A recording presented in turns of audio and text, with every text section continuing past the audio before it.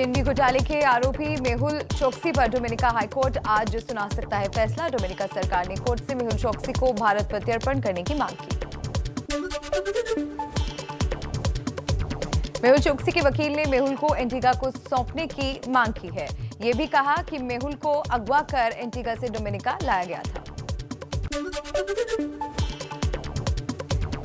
मेहुल चोकसी की पत्नी प्रीति चोकसी ने एबीपी न्यूज से कहा, मेहुल पर लगे आरोप बेबुनियाद, उसे अगवा कर डोमिनिका ले जाया गया था। मेहुल को सुरक्षित एंटीगा वापस लाया जाए। मेहुल चोकसी पर पंजाब नेशनल बैंक यानी पीएनबी को 14,000 करोड़ रुपए का चूना लगाने का आरोप है। घोटाले के बाद कैरिबियाई देश एंटीगा फरार हो गया था चोकसी, बाद में वहां से डोमिनिका चला गया। केंद्र सरकार आज सुप्रीम कोर्ट को देगी सीबीएसई की 12वीं की परीक्षा रद्द करने की जानकारी। कोर्ट ने सरकार को फैसला लेने के लिए समय दिया था और सुनवाई के लिए आज की तारीख दी थी। सीबीएसई के बाद गुजरात में 12वीं बोर्ड की परीक्षाएं रद्द। राज्य कैबिनेट की बैठक में फैसला। 12वीं क्लास में 6,92,000 छात्र हैं। मध्य प्रदेश में भी नहीं होगी 12वीं बोर्ड की परीक्षाएं। सीएम शिवराज सिंह चौहान ने कहा, बच्चों की जिंदगी हमारे लिए अनमोल है। महामारी में बच्चों पर परीक्षा का मानसिक बोझ उचित नहीं है। हरियाणा विद्यालय शिक्षा बोर्ड 12वीं के छात्रों को सीबीएसई की तर्ज पर करेगा पास। रीअपियर और ओपन वाले छात्रों को भी नियमित छात्रों की तरह किया जाएगा पास। 15 जून तक घोषित होंगे 10वीं के नतीजे।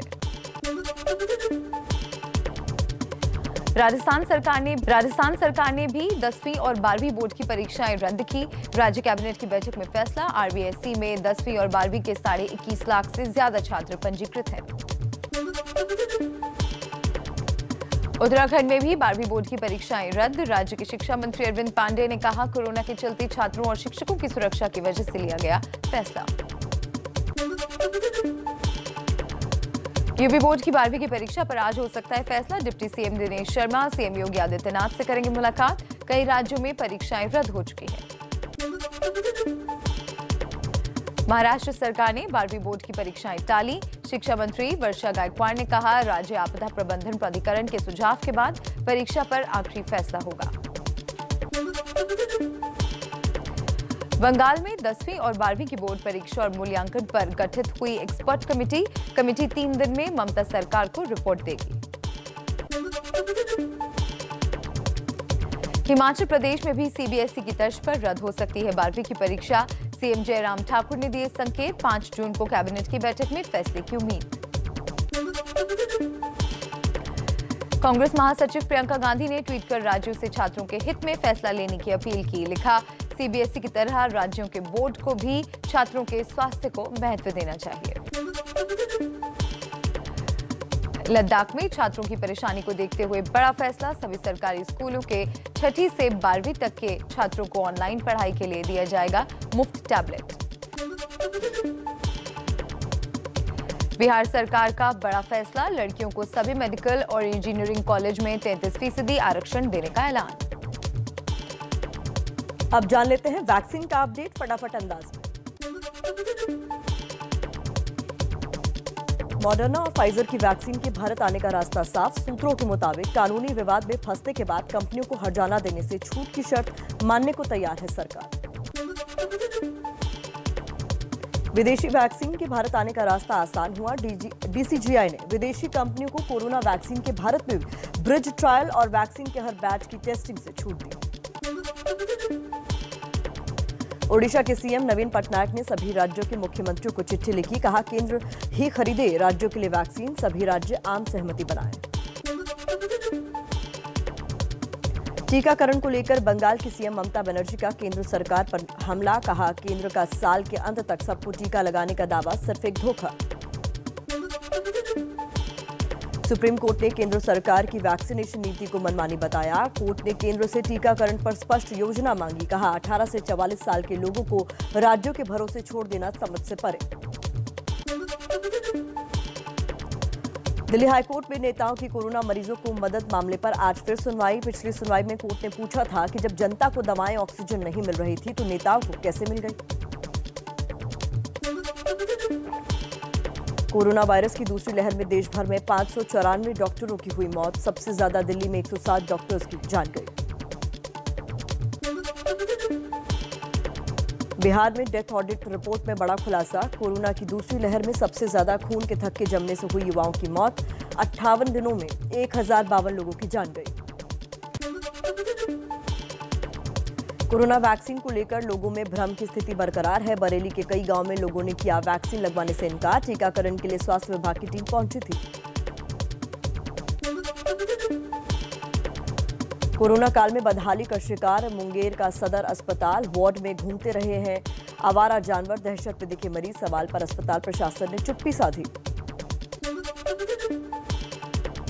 महाराष्ट्र सरकार कोरोना से अनाथ बच्चों के बैंक खातों में 5-5 लाख रुपए जमा कराएगी। राज्य कैबिनेट की बैठक में फैसला। महाराष्ट्र में कोरोना से 162 बच्चे अनाथ हुए। यूपी में मुख्यमंत्री बाल सेवा योजना को जमीन पर उतारने की तैयारी पूरी। बच्चों को शिक्षा, सुरक्षा, प्यार और अधिकार। सरकार करेगी सपने साकार के नारे के साथ पात्रता का मसौदा तैयार। अधिकारियों की जिम्मेदारी भी तय। एमपी के अशोकनगर में एक विधायक की बच्चों को बचाने की मुहिम। अपने पैसे से तैयार करवाया बच्चों के लिए कोरोना वार्ड। वार्ड में इलाज की सभी सुविधाएं मौजूद। बिहार में कोरोना की तीसरी लहर के संकेत। 8 साल के बच्चे में मिला अजीबोगरीब सिम्टम। नॉर्मल कोरोना टेस्ट में नहीं दिखा कोई लक्षण। सिटी स्कैन में फेफड़े में 90% संक्रमण। लिवर और किडनी पर असर का पता चला। चलिए आगे बढ़ते हैं, नजर डाल लेते हैं कुछ और खबरों पर।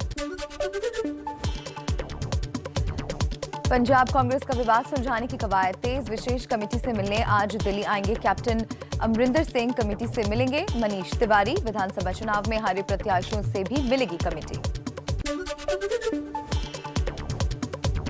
कैप्टन अमरिंदर सिंह के खिलाफ कमेटी से खुलकर बोले पंजाब कांग्रेस के विधायक सुजीत धीमान। कहा मुख्यमंत्री की जिम्मेदारी बनती है हाईकमान कैप्टन को बदले।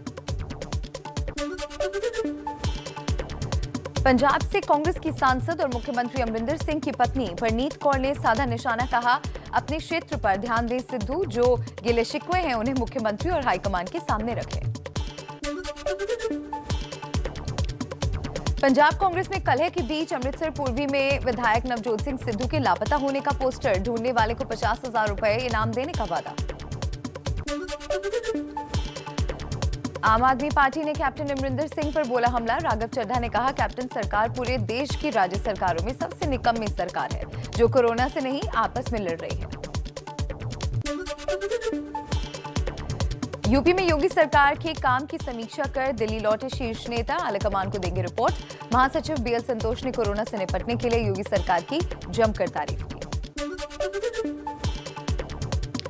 व्हाट्सएप की तरफ से ग्राहकों को भेजी जा रही नई प्राइवेसी पॉलिसी के खिलाफ अर्जी पर आज दिल्ली हाईकोर्ट में सुनवाई होगी। व्हाट्सएप का दावा नई पॉलिसी से निजता का हनन नहीं।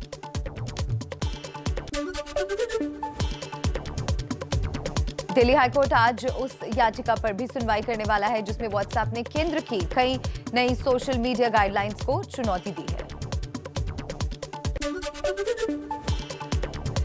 दिल्ली की मंडोली जेल में कटी पहलवान सुशील कुमार की राह। जूनियर पहलवान सागर हत्याकांड में कल पुलिस रिमांड नहीं बढ़ी। 14 दिन की न्यायिक हिरासत में भेजा गया सुशील। कानपुर में हिस्ट्री शीटर बदमाश मनोज को बीजेपी नेता नारायण सिंह भदौरिया के समर्थकों ने पुलिस के कब्जे से छुड़ाकर भगाया। नारायण सिंह की बर्थडे पार्टी में शामिल होने आया था बदमाश। मानसून के आज केरल पहुंचने का अनुमान। आमतौर पर 1 जून को पहुंचता है। इस बार 3 दिन की देरी। मौसम विभाग के मुताबिक इस साल देश में सामान्य रहेगा मानसून। दिल्ली एनसीआर में आज धूल भरी आंधी के साथ बारिश का अलर्ट। हरियाणा, पंजाब और राजस्थान में भी हो सकती है बारिश। एमपी, महाराष्ट्र और दक्षिण के कई राज्यों के लिए भी अलर्ट। भारत और पाकिस्तान के बीच सीज फायर के 100 दिन पूरे। 100 दिन से सीमा और एलओसी पर नहीं हुई कोई गोलाबारी। कश्मीर दौरे पर आर्मी चीफ नरवणे ने फॉरवर्ड लोकेशन का दौरा किया। श्रीलंका के पास केमिकल से भरा कार्गो शिप समंदर में डूबा। पर्यावरण के लिए बढ़ा खतरा। इस जहाज में 2 हफ्ते से आग लगी थी जिसे बुझाने में भारतीय कोस्ट गार्ड के 3 जहाज और एयरक्राफ्ट भी जुटे थे।